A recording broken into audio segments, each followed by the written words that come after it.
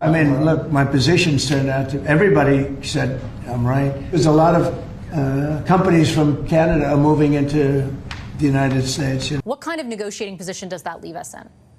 Everything that we've tried was wrong, it seems, because we seem to be in a bad position right now. And the Prime Minister going down to see Mr. Trump, it's going to be a difficult after discussion because Mr. Trump will take what he wants from it. Canada is facing another wave of economic anxiety, and this time, even the government can't spin it away. The Prime Minister's trade strategy with Washington has collapsed under its own weight. For months, Mark Carney promised that patience and diplomacy would calm the storm. Instead, every move he made has only made the storm worse. Factories across Ontario and Quebec are slowing down, shipments are stuck, and confidence is draining from the economy. Investors no longer see Canada as a safe bet. They see uncertainty, hesitation, and a leader who keeps talking about progress while the ground is falling out from under him. In every province, frustration is boiling. The tariffs were supposed to be temporary. The talks were supposed to bring relief. Yet nothing has changed. Canada is losing leverage with each passing week, and now Carney is flying to Washington once again, hoping for what he calls a breakthrough. But this time, there's no optimism left, only exhaustion and doubt. Back home, the political backlash is fierce. The opposition is hammering Carney for empty promises and endless photo opportunities. Voters are tired of speeches about ongoing dialogue. They want results, and they're not seeing any. The dollar keeps slipping, the cost of imported goods keeps climbing, families are cutting back, and businesses are freezing expansion plans. Even longtime Liberal supporters now whisper that the Prime Minister's global reputation is worth less than a single trade concession from Trump. Each day that passes without progress deepens the divide. Carney's allies insist that he's playing the long game, but Canadians no longer believe in long games. They see a government drifting while jobs disappear and industries stall. In the border towns, trucks sit idle. In Ottawa, ministers talk about resilience. The contrast could not be starker. Political slogans in the capital, economic silence on the ground. As Carney prepares to enter the White House, he faces a brutal choice. If he stands firm, Trump will strike harder. If he bends, Canada's credibility collapses. Either way, the trade plan meant to defend the country has turned into a trap. Ottawa's faith in polite diplomacy has only exposed how deeply dependent Canada has become. The Americans are not backing down. They set the rules, dictate the pace, and make the profits. Carney can talk about friendship and mutual respect all he wants, but power doesn't listen to speeches. It listens to results. And right now, the results are devastating. Factories closing, investors fleeing, and a nation losing confidence in its leadership. Canada's economy is not collapsing because of foreign pressure alone. It's collapsing because of weak leadership that mistook photo ops for strategy. And as the country watches its prime minister walk into Washington once again, one question echoes louder than all the rest. How much longer can Canada afford to get it wrong? Carney promised strength. He promised leverage against Donald Trump. Instead, what Canadians see is a prime minister exposed and outmatched. Trump has pushed tariffs across steel, aluminum, autos, and even farm exports. And while Mexico found a way to adapt, Canada has stumbled. Conservative leader Pierre Poilievre summed it up bluntly. Mr. Carney has unfortunately negotiated out of a position of weakness. That weakness has real consequences: lost jobs, higher prices, and a shrinking economy. Carney's central pledge was clear. He would deliver dollar-for-dollar tariffs to show toughness against Trump. Instead, he retreated. What you never do is threaten something and then withdraw the threat without getting anything in return. And he's backed down on dollar-for-dollar tariffs, on the DST, the digital services tax, on military spending, on all sorts of other things that he promised to Canadians and threatened to President Trump. Yet that is exactly what happened. Mexico, by comparison, avoided counter-tariffs, stabilized relations, and grew its exports to the U.S. by 2.4%. Canada, under Carney, saw exports collapse by 18% in the same period. Mexican unemployment is a third of Canada's, while our jobless rate sits at a punishing 7.1%. Carney's hesitation has emboldened both Trump and Beijing. Canadian farmers and fishers now face steeper barriers on both fronts. The trade war didn't weaken Trump, it weakened Canada. Bold reality. Carney once boasted he would have a deal with Trump by July 21st. That date came and went with no breakthrough. Instead, the Prime Minister has made one concession after another, on tariffs, on the digital services tax, even on military spending. Each retreat sends the same signal, weakness. And as Poilievre put it, the president smells weakness. At home, the damage is even clearer. Carney doubled the deficit in just 6 months, unleashing what Poilievre called printed cash, causing inflation in every other area of life. Food prices are surging at rates 70% above the Bank of Canada's target. Visits to Toronto food banks have exploded, 4 million this year alone. Meanwhile, 86,000 Canadians have lost their jobs since Carney took office. The so-called liberal jobs crisis is forcing families to choose between rent and groceries while their government spends recklessly. Ottawa has boosted spending on consultants by 37%, costing $1,400 per family. Bureaucracy costs have soared, foreign aid has increased, and corporate welfare continues to thrive. So, why would the trade dispute have required he increase spending on consultants by 37%? The answer? It didn't. These were choices Carney made, and Canadians are paying the price. Even worse, Carney promised restraint. He promised less bureaucracy, more efficiency, and balanced books. Instead, deficits are ballooning faster than under Trudeau. Canadian business leaders have said flat out that Mark Carney's regulations and red tape are actually more damaging to the economy, even more damaging than Donald Trump's policies. for workers, that means layoffs. For families, it means higher bills. And for investors, it means Canada is no longer competitive. The exodus of capital, $50 billion in 6 months, the worst in our history, is proof of that failure. Carney's supporters highlight Bill C-5 as proof that Ottawa is cutting red tape, but the reality is far different. Major projects remain stalled, 38 at the federal level, and capital continues to flee south.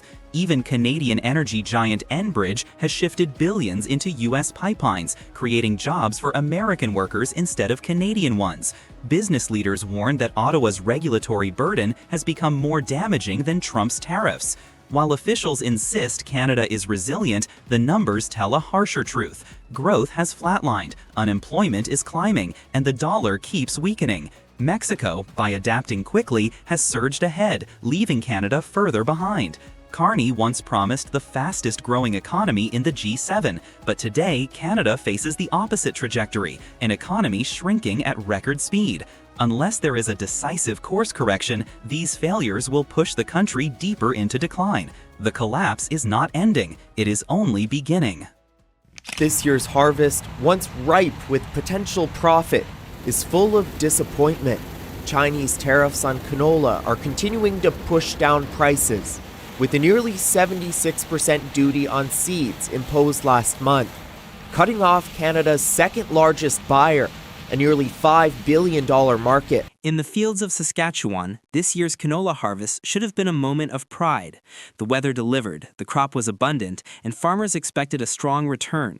But instead of profit, they are staring at disappointment. Just as the combines rolled, Beijing slammed the door with a punishing 76% tariff on Canadian canola seeds, cutting off a $5 billion market overnight. What should have been a season of celebration turned into a season of anxiety. This collapse is not an act of nature. It is the direct result of Ottawa's failed strategy, and farmers are the ones left exposed. On paper, canola prices remain historically high, but those numbers don't matter when costs are soaring and markets are blocked. Farmers admit the tariffs are the difference between profit, break even, or outright loss. The balance sheet has been flipped upside down. Fuel, fertilizer, and machinery costs are up while access to China is gone. The crop that once paid the bills is now barely covering expenses. Across the prairies, many are already considering walking away from canola next spring, switching to cheaper alternatives just to keep their farms alive. Instead of pressuring Beijing, the policy is backfired, punishing Canadian producers and eroding one of the country's most vital export industries. This isn't just about numbers, it's about survival. Farm families who once relied on canola for stability now face sleepless nights, calculating how long they can hold on before the bank comes calling. When a harvest turns from profit to debt in the blink of an eye, the sense of betrayal is overwhelming. Ottawa promised protection but delivered exposure. And every farmer knows that once confidence in a crop is lost, it takes years, not months, to win it back. Ottawa is offering financial relief, interest-free loans of up to $500,000. But industry groups say those measures fall short. And what has Ottawa offered in return? A lifeline that looks more like a mirage. Interest-free loans of up to $500,000. But loans do not replace lost markets. Loans do not create demand. Industry groups are already warning this is nowhere near enough. The bins are full, but the buyers are gone. If this thing drags out, farmers are going to need to be supported somehow to get them through this, one expert warned. Meanwhile, Ottawa falls back on vague promises to work with the industry and find solutions later. Farmers need action today, not words tomorrow. Carney's government looks slow, weak, and completely detached from the crisis on the ground. Each time a crisis hits, steel, lumber, or agriculture, Ottawa offers only short-term loans and tired talking points. No strategy, no real diplomacy, just bureaucracy while rural communities take the hit. This canola crisis is more than just a tough season. It is a flashing red light for Canada's entire trade strategy. By trying to confront both Washington and Beijing at the same time, Ottawa has left itself cornered, without leverage and without allies. Farmers are paying the immediate price: unsold crops, collapsing margins, and futures in doubt. But the warning is larger. Today it is canola. Tomorrow it could be wheat, beef, or lumber. Carney promised resilience and diversification. What Canadians see instead is a policy that backfires, a government that reacts too slowly, and a future where the next blow may be even worse. Unless Ottawa resets its trade approach, the fallout will spread. Export confidence will fade, investment will stall, and more sectors will suffer. Farmers may be the first casualties, but they won't be the last. Without real leadership, every bumper harvest risks becoming another bitter loss. I'm disappointed that I came to Canada, a Canada that it is very, very difficult to find Canadians who are passionate about the American-Canadian relationship. Elbows up, me too. It was an anti-American campaign. The cabinet's now saying that we're at war with America. That doesn't help. The stage was Halifax, and the blow came not from Ottawa, but from Washington's own envoy. U.S. Ambassador Pete Hoekstra looked straight at Canada's political class and told them the truth they did not want to hear. This is not a trade war, it is negotiation. The so-called conflict with America is nothing more than a script, a drama staged for domestic applause. Hoekstra warned that calling it war was misleading, even dangerous, because if President Trump truly considered Canada an enemy, the reality would look far harsher. And then came the deeper sting. He admitted it was difficult to find Canadians who are passionate about the relationship anymore. The very passion that built prosperity on both sides of the border has withered. For Mark Carney, who once rallied voters with his elbows-up bravado, it was a direct humiliation. The mask slipped, and Washington exposed the emptiness of his narrative. As Hoekstra delivered that critique, Ottawa was already burning from within. Finance veteran Chrystia Freeland walked out of cabinet on the eve of the fall economic statement. No press conference, no defense, just a quiet resignation that revealed how fractured Carney's government had become. What was left was a weakened prime minister clinging to anti-American theatrics while losing his own team. For ordinary Canadians, the stagecraft offers no relief. Inflation eats into paychecks, job losses pile up, and small businesses drown in uncertainty.